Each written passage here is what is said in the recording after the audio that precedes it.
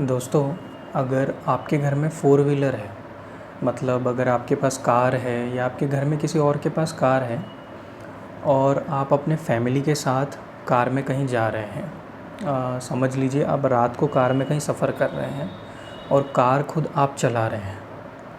तो अगर आप कार चला रहे हैं तो आप पे बहुत बड़ी ज़िम्मेदारी है। मतलब आप अगर रात का समय है और आप किसी हाईवे से या किसी भी सड़क पे आप चल रहे हैं, तो आप पे बहुत बड़ी ज़िम्मेदारी है कि आप गलती से भी कोई झपकी ना लें या नींद ना लें। क्योंकि अगर आप अगर ध्यान नहीं देंगे तो कार का एक्सीडेंट भी हो सकता है। तो इस वजह से जो ड्राइवर होता है उस पे बहुत बड़ी रिस्पॉन्सिबिलिटी होती है। अगर मतलब और कार में आपके साथ स्पेशली जब कोई बैठा हो,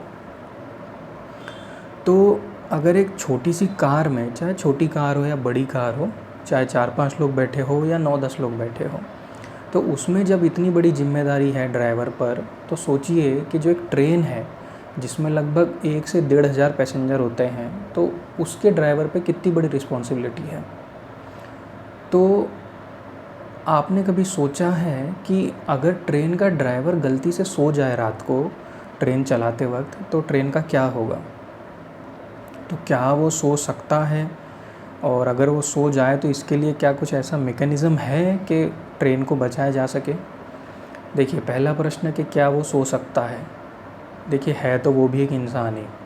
हालांकि ये बात अलग होती है कि जब आपको रिस्पॉन्सिबिलिटी दी गई है तो आपको उसको निभाना बहुत ज़रूरी है। तो पर है तो वो एक इंसान है। कोई एक मशीन होती तो अलग बात है। तो सो तो सकता है, ये हो सकता है कभी कभार किसी को नींद आ जाए। तो कहने का मतलब ये है कि अगर नींद आ जाए तो क्या होगा। तो देखिए, पहले इसके थोड़े सिस्टम को समझते हैं कि एक्चुअल में ट्रेन का सिस्टम काम कैसे करता है। देखिए, ट्रेन का जो ड्राइवर होता है उसको लोको पायलट कहते हैं। Loco pilot. और किसी भी ट्रेन में एक ड्राइवर नहीं होता, उसमें 2 ड्राइवर होते हैं। तो उसके साथ एक असिस्टेंट ड्राइवर और होता है जिसको हम असिस्टेंट लोको पायलट बोलते हैं। तो अगर इन केस जो लोको पायलट है, अगर उसको नींद आ रही है या उसको कुछ और भी प्रॉब्लम्स हो सकती है, ऑब्वियस सी बात है, इंसान है, तो अगर उसको कोई प्रॉब्लम है तो उसका असिस्टेंट लोको पायलट चलाता है। या अगर मान लीजिए कभी ऐसी कोई परिस्थिति आ जाए कि दोनों को कोई प्रॉब्लम है, तो उस सिचुएशन में भी क्या होता है, जो अगला स्टेशन आने वाला है वहाँ पे बात की जाती है कि भैया ऐसी ऐसी प्रॉब्लम है इस ट्रेन में, या ड्राइवर से रिलेटेड कोई प्रॉब्लम है, तो अगले स्टेशन पे उस चीज़ को सॉल्व किया जाता है। अगर दोनों ड्राइवर की को कोई प्रॉब्लम है तो वहाँ पे ड्राइवर भी एक्सचेंज किए जाते हैं या नया ड्राइवर भी दिया जाता है नेक्स्ट स्टेशन पे। तो कहने का मतलब है कि अगर किसी एक को प्रॉब्लम है तो दूसरा है, और अगर दोनों को प्रॉब्लम है तो कोई और अल्टरनेटिव भी मौजूद है।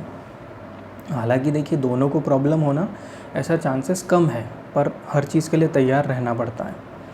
तो अब ये बात कि भैया अगर मान लीजिए रात को ट्रेन चल रही है और वो ड्राइवर को नींद आ रही है, तो हो सकता है जो दूसरा ड्राइवर है वो गाड़ी चलाए, मतलब वो ट्रेन को चलाए।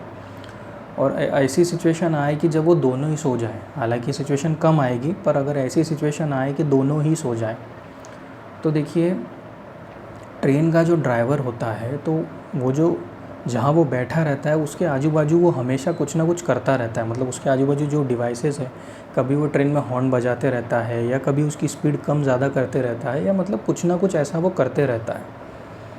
तो अगर मान लीजिए दोनों ड्राइवर सो गए तो क्या होगा। हो सकता है कभी मान लीजिए सिग्नल क्लियर है या आगे मतलब उसको कुछ एक्टिविटी करने की ज़रूरत ही नहीं है और रात का समय है और उसको नींद आ जाए। क्योंकि अगर आगे उसको कुछ एक्टिविटी करनी है, कहीं स्टेशन पे रोकना है या कुछ करना है, तो वो तो ऑब्वियस ही बात है, उस चीज़ में वो बिज़ी रहेगा। पर अगर ऐसी कोई सिचुएशन आ गई कि उसको अभी कुछ एक्टिविटी करने की ज़रूरत ही नहीं है, सिंपल ट्रेन चलती रहे, तो उसको कोई प्रॉब्लम नहीं हो, तो ऐसी सिचुएशन में क्या होगा। अगर मान लीजिए वो दोनों सो गए, तो देखिए ट्रेन में एक विजिलेंस सिस्टम होता है।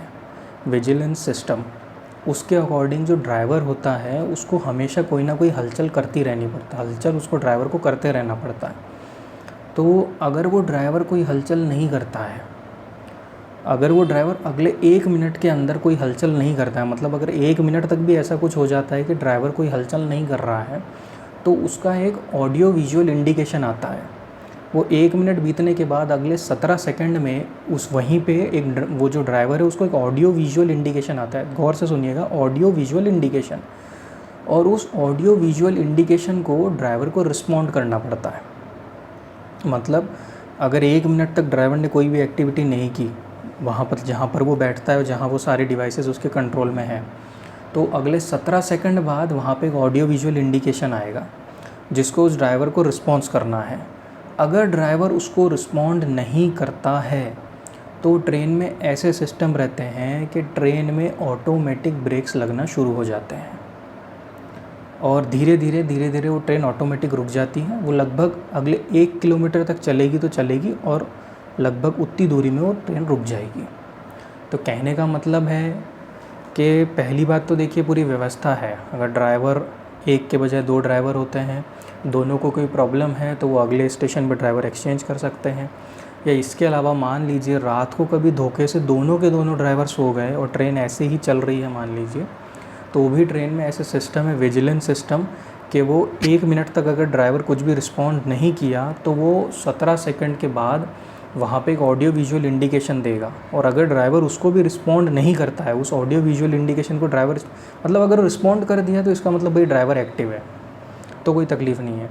पर अगर वो उसको रिस्पॉन्ड नहीं करता है तो थोड़े टाइम बाद ट्रेन में ऑटोमेटिक ब्रेक्स लगने शुरू हो जाएंगे। और ऑटोमेटिक ब्रेक मतलब वो रिस्पॉन्ड नहीं करेगा और वो ट्रेन में जब ऑटोमेटिक ब्रेक्स लगने शुरू होंगे तो अगले 1 किलोमीटर के अंदर ही वो ट्रेन रुक जाएगी। धीरे धीरे करके वो रुक जाएगी और वो ट्रेन आगे बढ़ेगी ही नहीं। उसके बाद तो फिर वो सब पता चल ही जाता है। मतलब ट्रेन में जो बाकी भी लोग रहते हैं वो भी ध्यान दे सकते हैं। और जो भी कहने का मतलब है कि जो स्पीड से चलती ट्रेन है उसको ऐसे सिचुएशन में कंट्रोल कैसे करना, तो यही एक मैकेनिज़्म बनाया हुआ है। अगर ड्राइवर अलर्ट नहीं है तो ट्रेन खुद को अपने आप रोक लेती है। थैंक यू दोस्तों।